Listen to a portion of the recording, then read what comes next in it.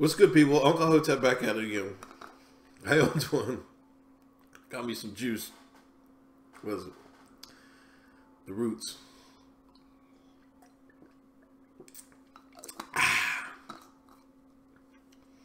Orange, lemon, beet, carrot, love.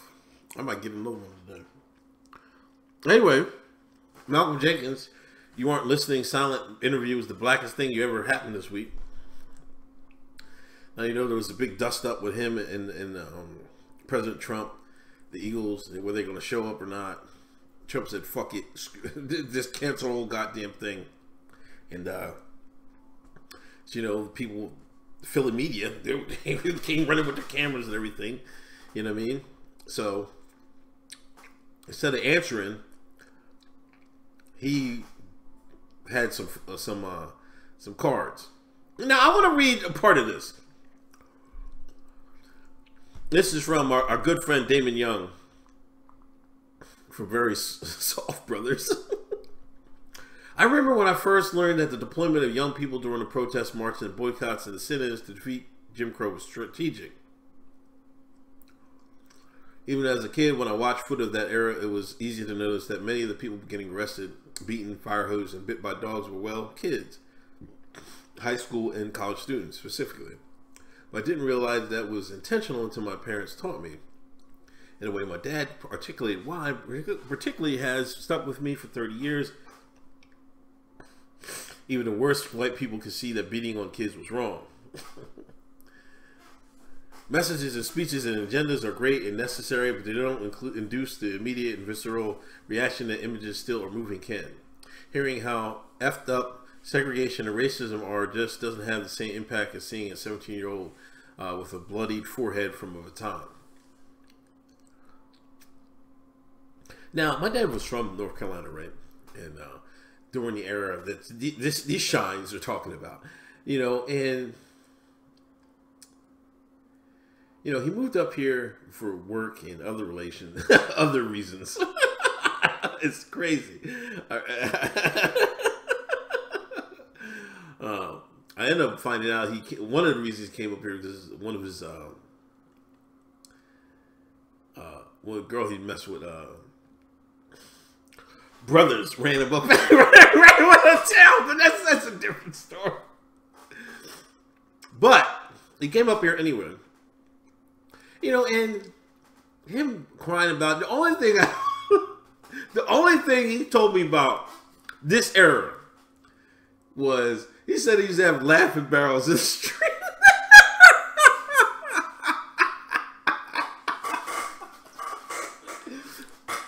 The laughing barrel. Because if Sean was walking down the street laughing, he better run and place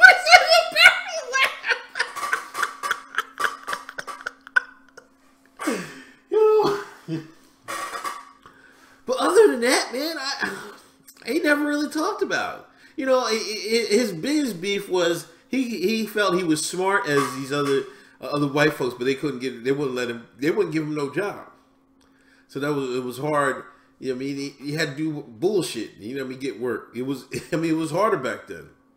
Not like it is now. I mean, he just jump over the border, you give you a job. But it's like he felt he was skilled, and he wouldn't get a job because he was black back then down south. So I think that was another part of the reason he moved up here to get. I mean, they was hiring niggas up here, so he came up here along with the other thing. But you know, Malcolm Jenkins. Now, here is his. I don't know if this is going to have the whole thing. You are not listening. I'm going to go through his flashcards.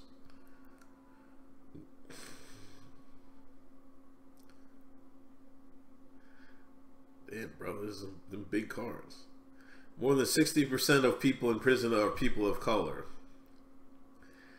That's several reasons for this. One, the American Shines culture is so degenerate. They get this. Some people just get into crime. Let's be honest with ourselves. Some of these people just ain't smart. They're not smart criminals. Now, I'm not saying.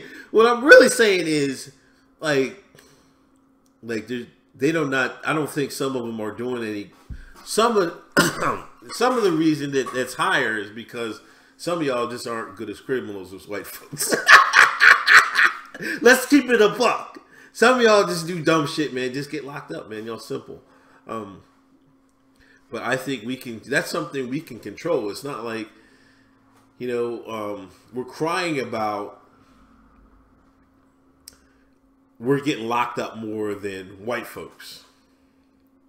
How about we not commit the crimes to get locked up? That's a simple answer to me. You know what I mean? But we can't ever acknowledge that. I mean, are we targeted more? I would say you might be. But if they know you 9 times out of 10, you're more likely to have no insurance and stuff like that in your car, you know what I mean? They're going to get targeted more. This is just a percentage game at that point.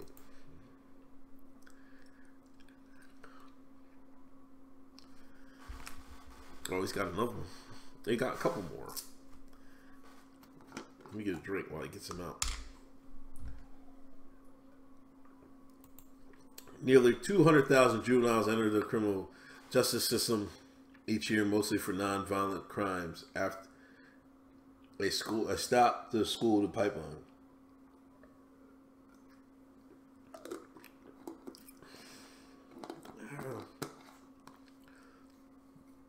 Well, they out there selling dope, man. Now, I'm not one of these people that say make all selling of all substance legal. Some of you need to keep that shit away from your fucking fools. You know what I'm saying? I'd have to fact check on that. What define most? You know what I'm saying?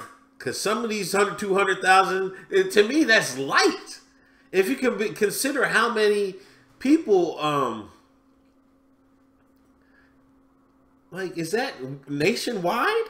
Because that seems like a low number. That's not really bad. Oh, enter each year they go in there. I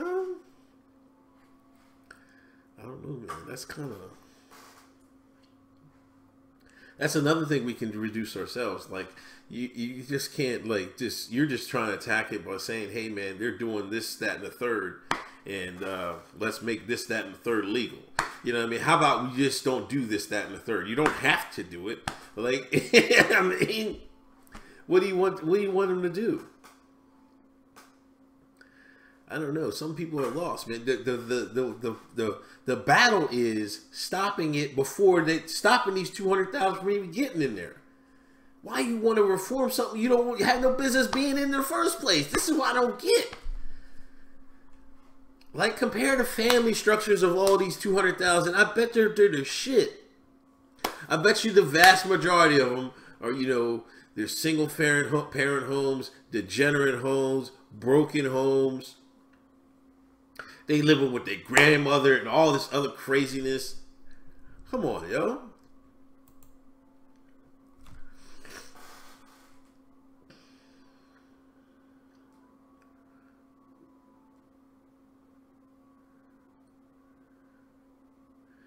You broke that out again. You aren't listening.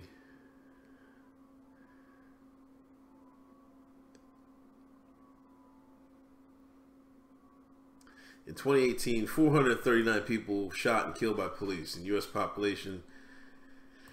8% African American? We've dropped to 8%?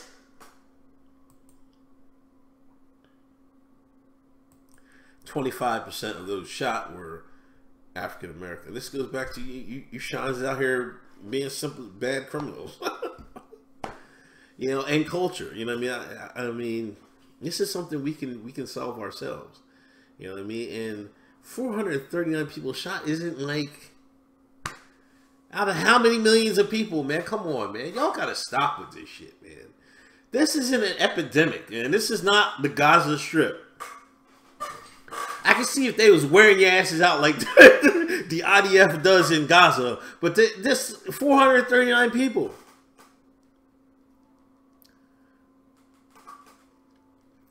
Oh, that's thus far. It's June.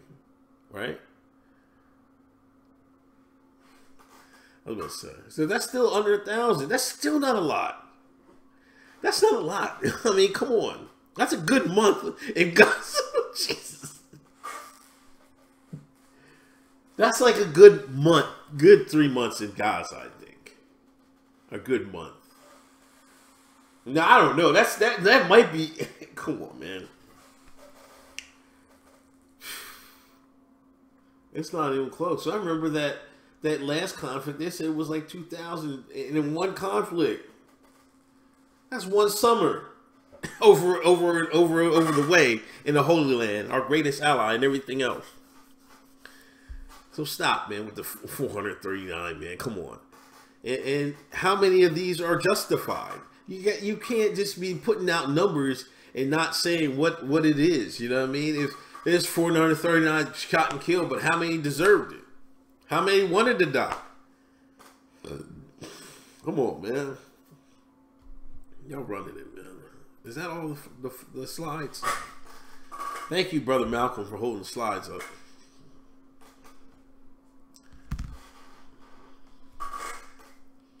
Has he got one more? Any given night, 500,000 sit in jail. They can work to do something on that. Definitely. I used to be a CO. And, you know, sometimes people just sitting there because they can't got no money to get out. They might want to change that a little bit. It's because it's a racket system. You know what I mean? The bail bondsman and all that shit, man. You want to be rich in the hood, just be a bail bondsman. I'm telling you. Anyway, I think that's it. But Malcolm Jenkins is the blackest thing that Damon Young saw this week. Take it as you will. Anyway, this is all. I'll talk to y'all later. Peace.